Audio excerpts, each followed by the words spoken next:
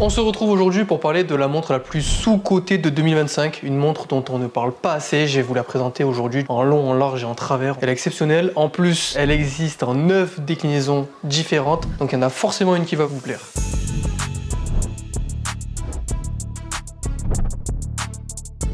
Aujourd'hui, on va donc parler de la Orient Mako 40. Je vous donne pas la référence parce que chaque déclinaison a une référence différente et elles sont un peu imbuvables, les Orients, soyons honnêtes. Donc on l'appelle la Orient Mako 40, 40 parce que c'est sa taille de boîtier. Et c'est parti, on y va. Pour ceux qui ne connaîtraient pas Orient, petit rappel, c'est une marque créée en 1950 qui a pour vocation à avoir des montres mécaniques fiables, robustes et avec des mouvements maison. Tous les mouvements de leurs montres mécaniques sont maison et ça à l'heure actuelle c'est extrêmement rare, même parmi certaines grandes maisons de luxe qui emboîtent des mouvements d'autres maisons. Mais bon, ça c'est un autre sujet, on en parlera plus tard. Le tout évidemment à un prix extrêmement accessible. La plupart des montres Orient sont entre 180 et 500 euros et au vu de la qualité, ça en fait un rapport qualité-prix absolument quasi imbattable sur le marché à l'heure actuelle. Toutes les montres sont robustes et avec des designs intemporels. Vous connaissez les gammes certainement Bambino, la gamme Mako et leur gamme de plongée et on va en parler vraiment aujourd'hui. Parlons donc de cette fameuse Orient Mako 40. Elle existe en 9 déclinaisons, 9 couleurs de cadrans différentes. Blanc, ma préférée, bleu, noir, noir, boîtier noir, bracelet caoutchouc, vert, bracelet caoutchouc verte, cadran rouge, cadran saumon avec un bracelet cuir saumon, cadran violet avec un bracelet cuir violet, et une version enfin anniversaire qui sont sortis cette année en plus pour les 75 ans de la marque, avec comme particularité l'ancien logo qui du coup change pas mal et ça rend extrêmement bien. C'est une série limitée à 6000 exemplaires, actuellement elle est en rupture de stock, elle est trouvable que sur le marché secondaire. Ce bleu et ce cadran est absolument magnifique. Pour les caractéristiques, nous sommes sur un boîtier en acier inoxydable de 40 mm qui est donc la taille parfaite pour le maximum de poignées, chose qui n'était pas le cas sur les éditions de Mako précédentes qui étaient souvent 41,5 voire 42 mm avec des boîtiers très épais. Étant une montre de plongée, elle est étanche à 200 mètres. Non, ce n'est pas du marketing, c'est une vraie montre de plongée avec laquelle vous pouvez tout faire. Évidemment, il faut bien fermer la couronne, c'est une couronne vissée, il faut bien la garder fermée parce que si vous avez la couronne qui est légèrement entrouverte, évidemment qu'elle ne va pas être étanche et qu'elle va prendre l'eau. Faites très attention, ça arrive plus souvent qu'on l'imagine et après c'est compliqué.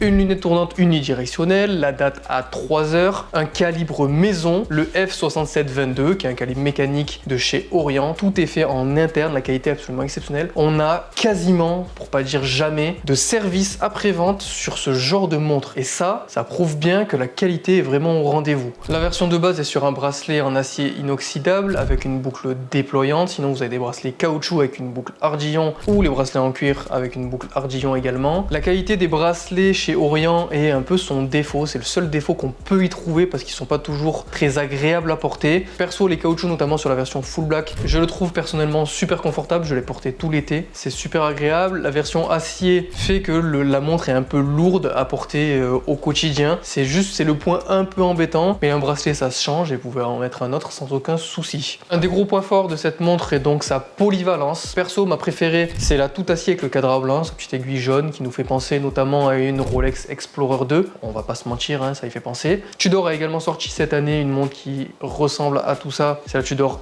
Explorer. La Orient étant sortie avant, commencez pas à dire qu'ils ont copié Tudor parce que ce n'est pas du tout le cas. Il y a des inspirations entre les marques, mais là, la Orient est sortie avant. Donc vous pourrez rien dire. Elle peut se porter que ce soit pour aller au sport, pour aller au bureau avec une chemise, un style un peu plus casual, la semaine, le week-end. C'est une montre, c'est une daily parfaite. Vous pouvez vous en servir en plus pour toutes les activités, que ce soit la plongée, pourquoi elle est destinée à la base, pour aller à la salle de sport, pour aller vous promener le week-end, faire des randonnées. Elle vous accompagnera vraiment partout. Ça en fait vraiment sa force. Au bureau avec une chemise, elle passera super bien car elle est jolie. Et une montre tout acier, c'est ancré dans notre quotidien, donc il n'y a aucun souci à porter ça. Pour 369 €, vous avez donc une montre qui peut tout faire, qui a un rapport qualité-prix quasiment imbattable, robuste, fiable, que vous allez garder pendant des années. On parle beaucoup du rapport qualité-prix en disant qu'il est excellent, de par ses caractéristiques et du prix de 369 € pour la version de base. Je rappelle, la version Anniversary était elle à 410 €, la version sur caoutchouc est à 375 €, et les versions sur cuir, la saumon et la violette, elles sont à 359 €. Et pour se rendre compte vraiment du rapport qualité-prix, il faut regarder les plongeuses chez les autres marques qu'on connaît. Tissot, Seiko, Citizen, Time Timex. Chez Seiko par exemple, une SKX qui est l'équivalent, c'est leur gamme de plongée, hein, c'est minimum 440 € pour des caractéristiques qui sont pas forcément équivalentes. Voilà, en plus